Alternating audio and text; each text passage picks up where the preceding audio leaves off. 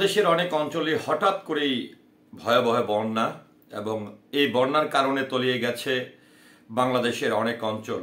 মানুষ মৃত্যুর সঙ্গে পাঞ্জা লড়ছে, অনেক এলাকায় কিন্তু পানির নিচে তলিয়ে গেছে, জীবন সংগ্রামে রয়েছে লাখো লাখো মানুষ। কিন্তু আমরা কি জানি কি কারণে এবারের বন্যাটি দেখা দিয়েছে? আজকে আমি আপনাদের সামনে কিছু গুরুত্বপূর্ণ তথ্য তুলে ধরতে চাই যে এবারের যে বন্যাটি হচ্ছে, আমরা অনেক অঞ্চলে যদি সিলেটের কথা বলতে চাই, যদি পার্বত্য অঞ্চলের কথা বলতে চাই, যদি চট্টগ্রামের কথা বলতে চাই, নোয়াখালীর কথা বলতে চাই, এবং প্রত্যেকটা জায়গায় একটি কারণে কিন্তু বন্যাটি দেখা দিয়েছে। সেটির জন্য কিন্তু আমরা বৃষ্টি বাদল কিংবা ঝড়ঝাপটাকে আমরা দায়ী করতে পারি না। তবে এবারের বন্যা হওয়ার পিছনে কিন্তু অত্যন্ত গুরুত্বপূর্ণ একটি তথ্য রয়েছে এবং যে বিষয়টি একটু বলতে চাই সেটি হচ্ছে যে আমরা জানি যে বাংলাদেশের সঙ্গে ভারতের কিন্তু একটি চুক্তি নিয়ে অনেকদিন ধরেই কিন্তু আলোচনা হচ্ছিল এবং সেই বাঁধটি নিয়ে আলোচনা করা হচ্ছিল, সেই বাঁধের কিন্তু এখনো কোনো পর্যন্ত সমস্যার সমাধান হয়নি। কিন্তু বরাবরই কিন্তু আমরা আমাদের রাজনৈতিক সরকার পটভূমি প্রত্যেকটা জায়গায় কিন্তু ভারতকে আমরা টেনে নিয়ে আসি। তবে এবার আসলে কি কারণে বাংলাদেশের বন্যা দেখা দিয়েছে এই বিষয়টি আমি আপনাদের সামনে তুলে ধরতে চাই। আমার সামনে এই মুহূর্তে যে একটি গণমাধ্যম রয়েছে, বাংলাদেশ সুনামধন্য একটি, বাংলাদেশের খুবই সুনামধন্য একটি পত্রিকা প্রথম আলো, তারা প্রকাশ করেছে 21শে আগস্ট 2024 যে এবার বাংলাদেশে কি কারণে বন্যাটি হয়েছে সেটি একটু আপনাদের সামনে আমি তুলে ধরতে চাই এবং এটি দিয়ে আসলে একদমই স্পষ্টভাবে বুঝতে পারবেন যে আসলে আমরা কোন ধরনের রাজনীতির মধ্যে আছি, কোন ধরনের প্রতিবন্ধকতার মধ্যে আছি, আমাদের আসলে আপন কারা, এই বিষয়টিও কিন্তু বেরিয়ে আসবে। তো আমি একটু আপনাদের সামনে উপস্থাপন করছি যে প্রথম আলো যে বিষয়টি প্রকাশ করেছে, ত্রিপুরায় ভয়াবহ বন্যা, খুলে দেওয়া হয়েছে জলাধারার গেট। তো কোন জলাধারার গেটটি খুলে দেওয়া হয়েছে এবং কি কারণে খুলে দেওয়া হয়েছে সেই বিষয়টিও নিয়েও কিন্তু তারা আলোচনা করেছে।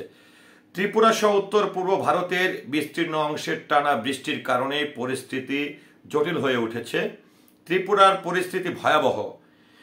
গত 48 ঘন্টায় পশ্চিম ত্রিপুরা জেলার অন্তর্গত আগরতলা বিমানবন্দর রেকর্ড পরিমাণের 100 মিলিমিটারের বেশি বৃষ্টি হয়েছে।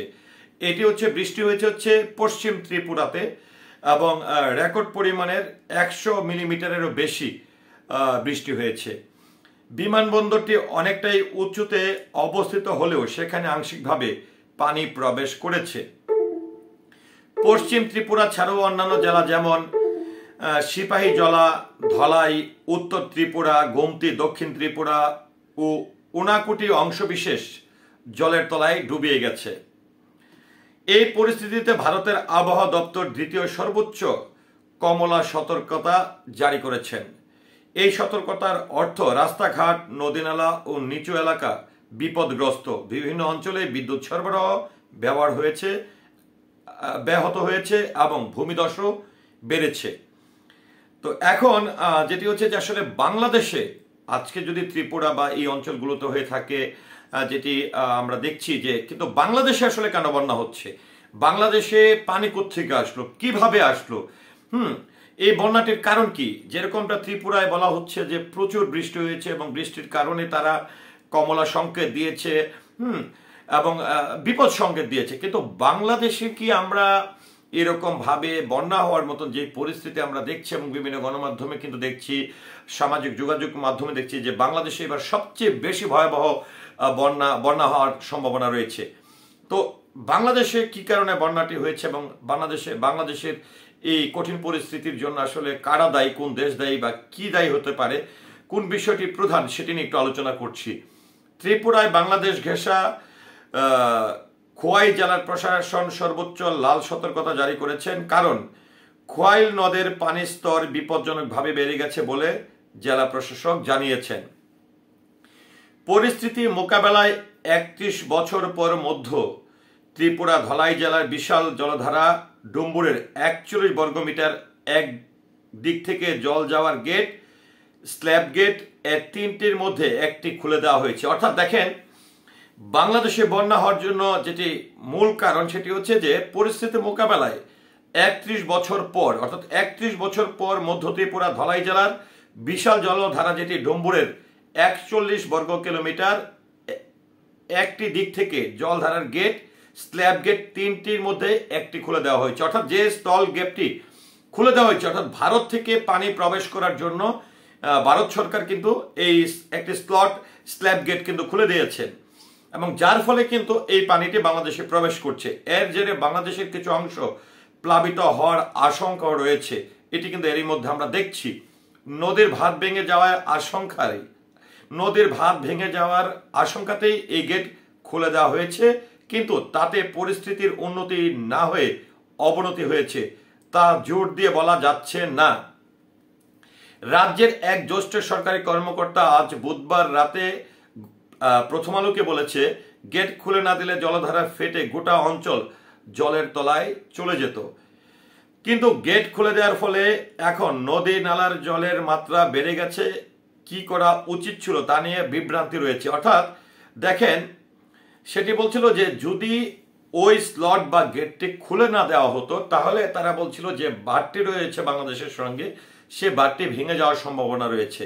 কিন্তু এখন খুলে দেওয়ার পরে যে পরিস্থিতিটি সৃষ্টি হয়েছে সেটি নিয়ে তারা কি বলতেছে, যে কি করা উচিত ছিল তা নিয়ে এখন তারা বিভ্রান্তিতে রয়েছে। কিন্তু এরই মধ্যে কিন্তু বাংলাদেশের অনেক গুরুত্বপূর্ণ অঞ্চল প্লাবিত হয়ে গেছে, আমরা কিন্তু সেটি লক্ষ্য করছি।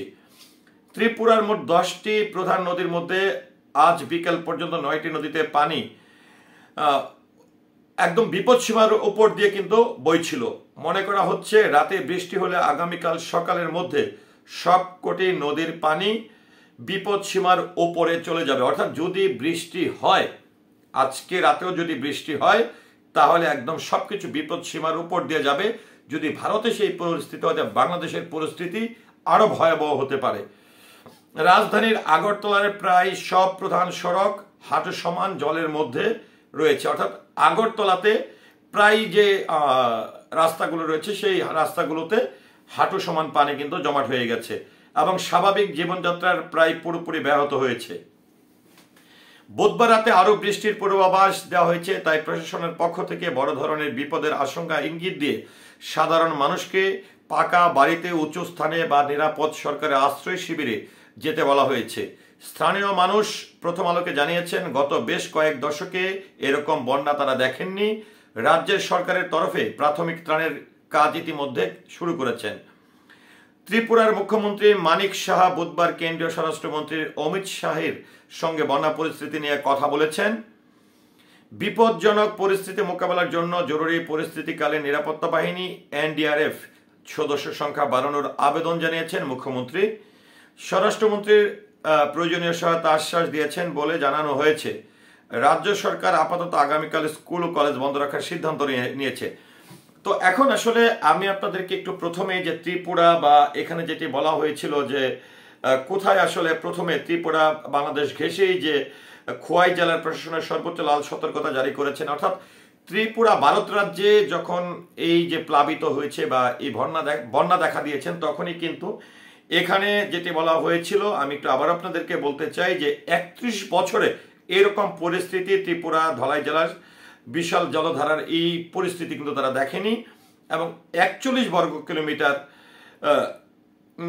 এক দিক থেকে জলধারার গেট, স্লপ গেটের 3টির মধ্যে একটি খুলে দেওয়া হয়েছে, যার ফলে কিন্তু আজকে বাংলাদেশও কিন্তু প্লাবিত হচ্ছে। তো বারাক্কা বেড়িবাঁধ এটি কিন্তু অনেক বড় একটি বিষয়, যেটি নিয়ে কিন্তু বারবার বলা হচ্ছিল যে ভারত বাংলাদেশের সঙ্গে যে বেড়িবাঁধটি নিয়ে তারা আজকে অনেকদিন ধরেই বলছিল যে এটি চুক্তি করবে বা এটি নিয়ে তারা একটি আলোচনা করে সঠিক সমাধান দেবে, সেটির পরিস্থিতি কিন্তু এখনো হয়নি।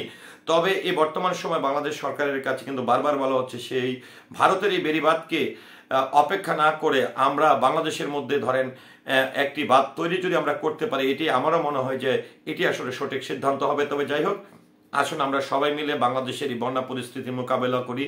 যারাই ক্ষতিগ্রস্ত হয়েছেন, যারা আজকে অসহায়ত্ব জীবনযাপন করছেন, যারা কষ্টে আছেন, খাবার পাচ্ছেন না, আশ্রয় পাচ্ছেন না, আসেন আমরা আমাদের মতন করে যার যার সাধ্য মতো যার যার জায়গা থেকে তাদেরকে সহযোগিতার হাত বাড়িয়ে দিই। নিশ্চয়ই আল্লাহ তাআলা আমাদেরকে রহমত করবে এবং সকলেই আসলে আল্লাহ তাআলার কাছে প্রার্থনা করে আল্লাহ তাআলা যেন আমাদেরকে রক্ষা করেন। ধন্যবাদ সবাইকে।